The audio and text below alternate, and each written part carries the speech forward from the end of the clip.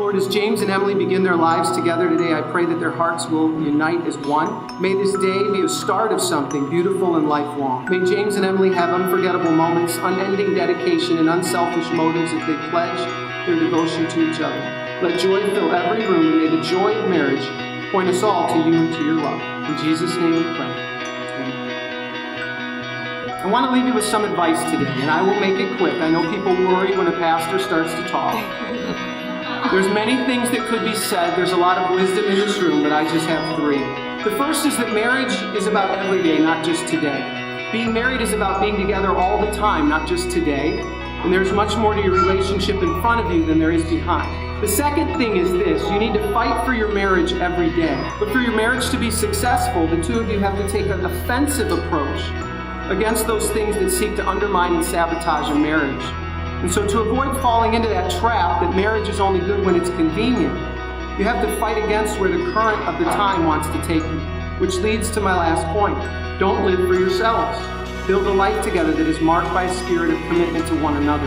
So your first question in any situation should be, how does this affect my spouse? How will this affect us? These are only three pieces of advice. There's a lot of people who now are going to tell you what to do and continue to do that the rest of your life. I would encourage you to look for people who can give good advice. Ask for help. Don't be afraid to call me or call Johnny or someone you trust. Because people care and they want to see the two of you succeed.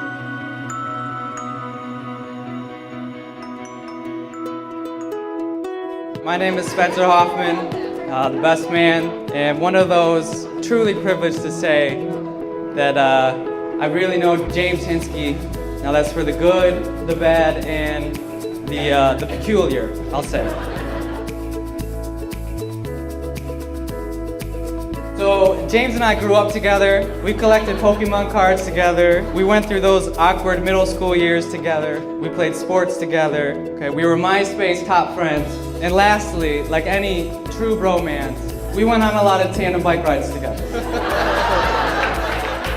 So these are all the experiences James and I had growing up that really shaped and cemented our friendship. And then Emily came into the picture. I'm Devin Du Bois, one of the maids of honor.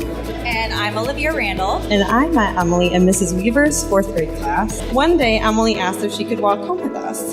And according to her, my response was, no, today Lindsay and I are getting ice cream. But from that point on, we had become friends and got even closer the following year when we had Mrs. Rasher. Emily and I ventured to Alaska in 8th grade, and we were assigned to the same band, and after that trip, we were inseparable. We leaned on each other when problems arose in our families, and laughed endlessly about things that were not even funny, and really looked out for one another.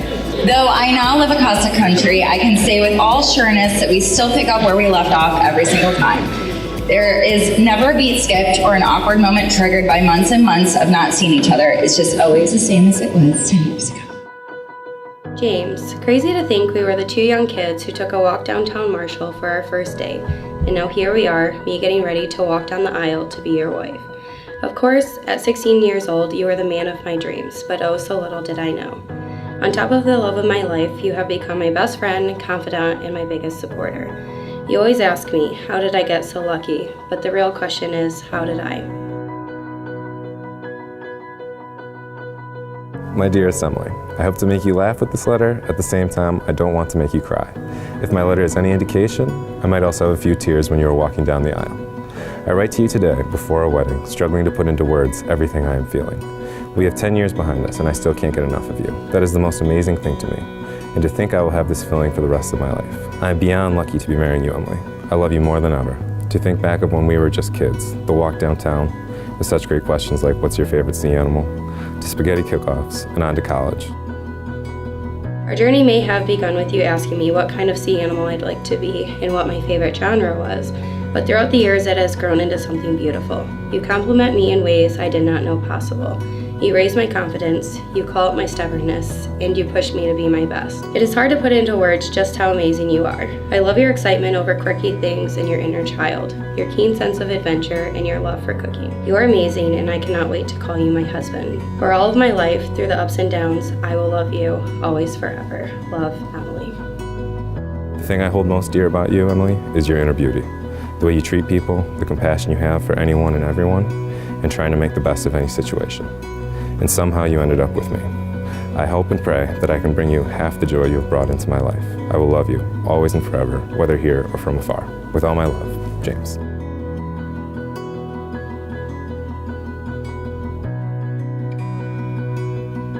James and Emily, as you exchange these rings, may your love and commitment to each other be as endless as the circle of the ring. James, as you place the ring on Emily's finger, will you repeat this vow of the ring? This ring I give you. Yeah, put it on. Yeah. This ring I give you. In token of my faithfulness and love, And as a pledge. to honor you with my whole being, And to share with you all my possessions. and to share with you all my possessions. As I look at this beautiful woman before me in this lovely wedding gown, I can't help but reflect on the girl she was and the woman she has become. She became my little girl the day she was born, and she's always been a princess to me. All through her life, she has brought joy to her mother and I. And today, she joins hands with a wonderful young man, James. And in addition to the sparkle I've always seen in her eyes, today I see love and joy there beyond. I remember at Dark Horse last May when I pulled James aside and I asked if he was going to propose to Emily because we were all really wondering when it was going to happen. So I waited so anxiously the next 2 months to hear the great news that you two are going to get engaged and then get married. The vows that the two of you are about to make to each other are promises to each other. You are promising to love the other more than you love yourself. You're promising to seek the good of the other person more than your own. So I'm going to ask the two of you to face each other, join hands, and James, will you first repeat these words to Emily? I'll go nice and slow. I, James, take you, Emily, I, James, take you, Emily, to be my wedded wife. to be my wedded wife. Emily, will you repeat these words to James? I, Emily, take you, James, I, Emily, take you, James, to be my wedded husband. to be my wedded husband To have and to hold, from this day forward, for better, for worse, for rich or for poor, in sickness and in health, to love and to cherish, till death do us part. till death do us part. James and Emily, I pronounce you husband and wife. What God has brought together, let no man tear apart. James, you may kiss your bride.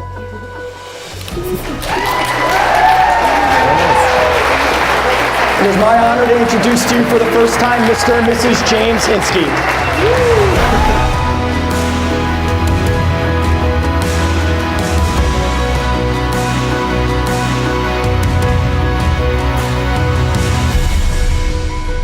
So James and Emily started dating our junior year, and Devin and I knew right then that he was the one and that they were perfect for each other. I remember when Emily and James started dating and how James just became one of the girls with us. Because clearly we weren't going anywhere.